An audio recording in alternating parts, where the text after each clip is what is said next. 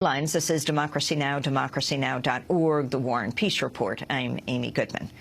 Today marks the first anniversary of Superstorm Sandy, hitting the East Coast, becoming one of the most destructive storms in the nation's history. After first pummeling Cuba, Jamaica, and the Dominican Republic, Superstorm Sandy hit the East Coast, devastating parts of New York and New Jersey. The storm ultimately killed 159 people, damaged more than 650,000 homes. Thousands of people remain displaced. As the New York region marks the first anniversary of Sandy, hurricane-strength winds are battering northern Europe today. At least a dozen people have been killed across Britain, Germany, the Netherlands, Denmark, and France. Later in the show, we'll look at the Superstorm Sandy recovery effort and speak to a woman who's still displaced from her home. But we begin today's show with former Irish President Mary Robinson. She served as President of Ireland from 1990 to 1997 and UN High Commissioner for Human Rights from 1997 to 2002. She now heads the Mary Robinson Foundation Climate Justice. I recently sat down with her in New Orleans at a meeting of environmental grant makers. I began by asking her to describe climate justice. Climate justice starts with the injustice of the fact that climate shocks are affecting the very poorest already, poor communities and poor countries, and poor parts of the United States, like Louisiana, parts of Louisiana still recovering from Katrina. They've been least responsible for what we now know is causing climate change. There was this very important IPCC report last week in New York showing that 95% of the scientists are now satisfied and firmly believe that this is human-caused. I know there are deniers and there's money supporting these deniers to try to confuse us, but we can't be confused anymore because actually the impacts of climate are undermining human rights all over the world. Where is the money coming from for the denial movement? I think a lot of it is coming from those who benefit at the moment from selling fossil fuel, so the coal and oil communities. It reminds me a little bit of the tobacco problem, and it's somewhat similar because it's causing denial of an issue that we should be taking so seriously and working together on. All countries in the world, large and small, should be unequivocal in working to have a transformative leadership to a low-carbon economy. What do you think of the whole movement around divesting from fossil fuel companies? I'm glad that young people and colleges and others are seeing the need to bring home. We can no longer invest in companies that are part of the problem of the climate shocks that we're suffering from. And so I speak openly and encourage students and colleges to be part of that. It's, to me, a little bit like the energy that was behind the anti-apartheid movement when I was a student. We were all involved because we saw the injustice of it. There's an injustice in continuing to invest in fossil fuel companies that are part of the problem. My foundation has joined with the World Resources Institute in a declaration on climate justice. We say unequivocally what the International Energy Agency says and the carbon tracker calculation of the carbon budget, that 2/3 of the fossil fuel reserves known now must stay in the ground. And there's no point in going into the Arctic and looking for new fossil reserves and disturbing that wonderful environment. You know, it's interesting. I just gave the commencement address at Hampshire College, which is one of the centers of this issue of divestment. Jonathan Lash, you mentioned the World Resources Institute, former president of World Resources Institute, now president of Hampshire College. Yes, I know Jonathan Lash, and I'm aware that he's organizing a conference next year on the divestment issue. I think it's great that somebody who's so knowledgeable as he is prepared to take a certain amount of political flack. It's not easy as a president of a college to stand up, and I think he's aware that he has to give that leadership, and he's giving it.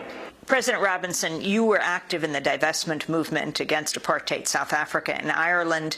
I mean, young people today maybe came of age when it was President Mandela of South Africa, may not even know what the strategies were, what this divestment issue at the time was all about.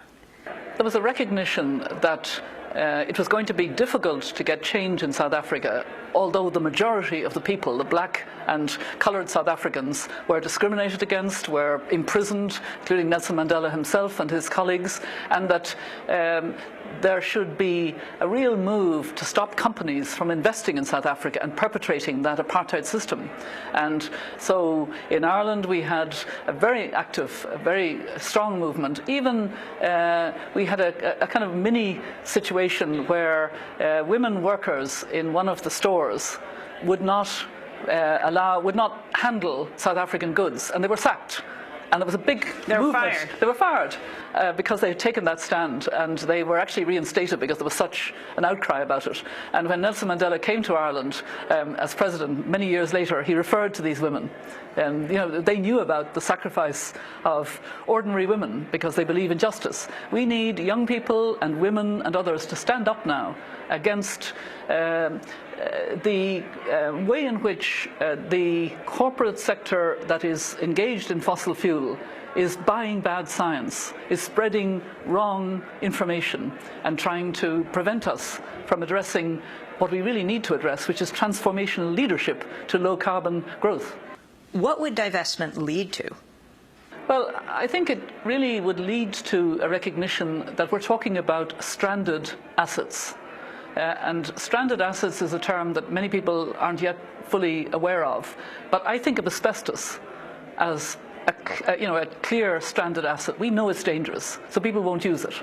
And we have to get to the same situation. Now, we're not going to do it overnight, and we actually need to recognize that developing countries need more time to adapt.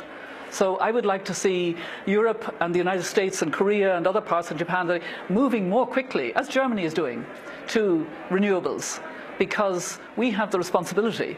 It's our fossil fuel-led growth that has caused the problem. What do you mean by renewables? I think a lot of people in the United States would have no idea. The huge potential of solar, of wind, of wave power, of various forms of renewable energy, where we can actually have good lives. And I think that the science, and we need these new technologies, the organic solar technology that's coming on stream, to be free to developing countries, because that will help them to adapt, and they need that support. And we can have very good lifestyles. It can also mean that those who haven't had access to electricity, and there are many of them, 1.3 billion, who have no light in the home of electricity, they just have dangerous kerosene or candles. We can have that technology to help those communities who are very affected already by climate shocks. As the former president of Ireland, you mingle with heads of state around the world, with heads of corporations. I mean, do you have any sense that these heads of corporations, like ExxonMobil, like BP, like Chevron, are changing? One of the positive factors now is that I mingle a lot with forward-looking business leaders. There are two types of business leaders in this context. Those who are profiting from fossil fuel developed profits and want to keep it that way, and a very significant number of thoughtful business leaders who know very well that we have to move to a low carbon economy, that we have to address this issue, because otherwise we will have social unrest and displacement, very bad for business. And a lot of good business leaders are interested in getting away from the short-term quarterly returns to real sustainability. We've been talking about sustainability since the Rio conference, and that means economic sustainability, environmental sustainability and social sustainability. And I think that corporations now know they need a triple bottom line, and I'm very much encouraging that. You mentioned social unrest and displacement as the real effects of climate change. What do you mean? It's already happening that many people are having to leave their places where they were living. We heard from the panel this morning here in Louisiana, in New Orleans, about people who can no longer be in certain places. It's happening worldwide, but we're not seeing the full scale of it yet. The prediction is we may have up to 200 million climate-displaced people by 2050, which is only 36 years ahead. Climate displaced means? Means that it was climate that forced them to leave. We don't have a good title for it. We can't call them climate refugees like we have other refugees because there's no convention. We do need to think about that, and there are people, including in the United Nations, thinking seriously about some way now of ensuring that there will be a safe movement elsewhere. But at the moment, that's not the case. People move in a very unsafe and insecure way.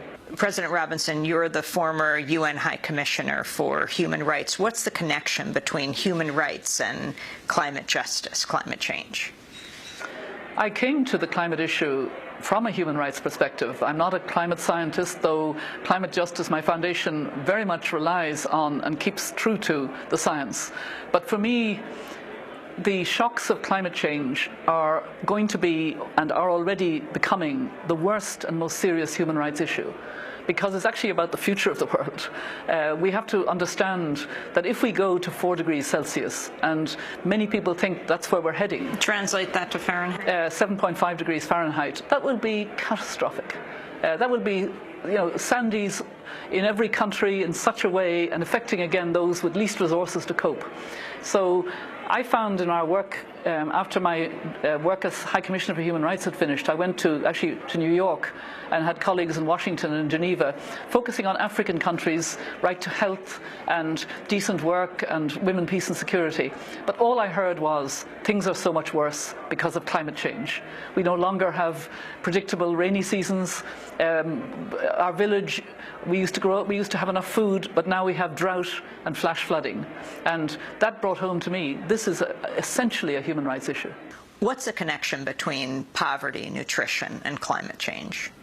Very, very much. My foundation hosted with the Irish government last April a very good conference during the Irish EU presidency. So we had EU commissioners and ministers from different European countries with the Irish Deputy Prime Minister and others, listening to those who had come from different communities around the world, from Mongolia, from the Arctic, from parts of Africa, all of them very clear about what the problem was and that they were coping, but they needed more support. And they needed understanding that they actually had the knowledge.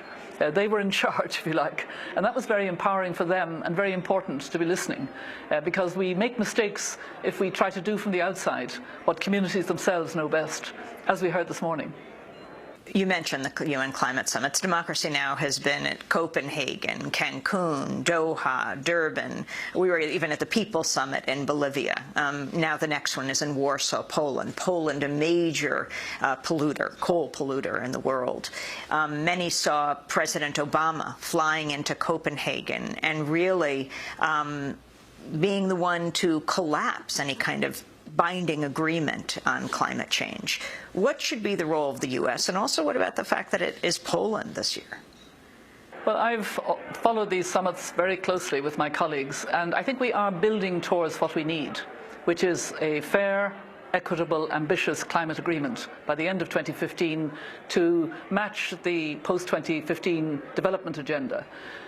We're not there yet. We don't have the leadership for it. The Secretary-General has called a summit of heads of state for next September. The United States is going to have to be in there with the leadership that is needed. The plan of action that President Obama has drawn up for this country is quite innovative. Secretary of State John Kerry absolutely knows the issues, as I think does President Obama. The problem, I think, is a political problem in this country of your Congress, but we need to get over that because we have no other option. We have to find the political will together and move forward and get that climate agreement. The argument against dealing with climate change is it means losing jobs in a troubled economy.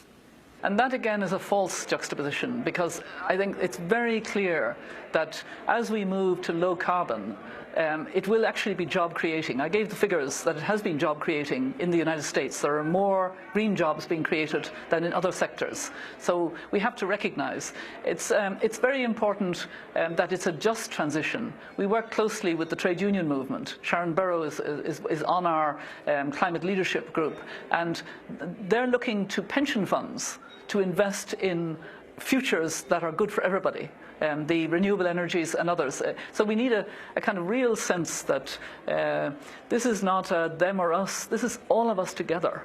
When you think of the intergenerational justice, I mean, I often, as I did this morning, talk about being a grandmother with grandchildren who'll be in their 40s in 2050.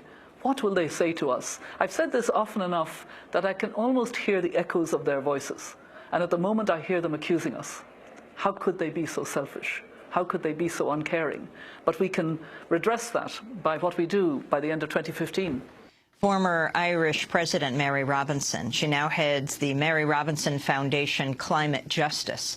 As the New York region marks the first anniversary of Superstorm Sandy, hurricane-strength winds are battering northern Europe today. At least a dozen people have been killed across Britain, Germany, the Netherlands, Denmark and France.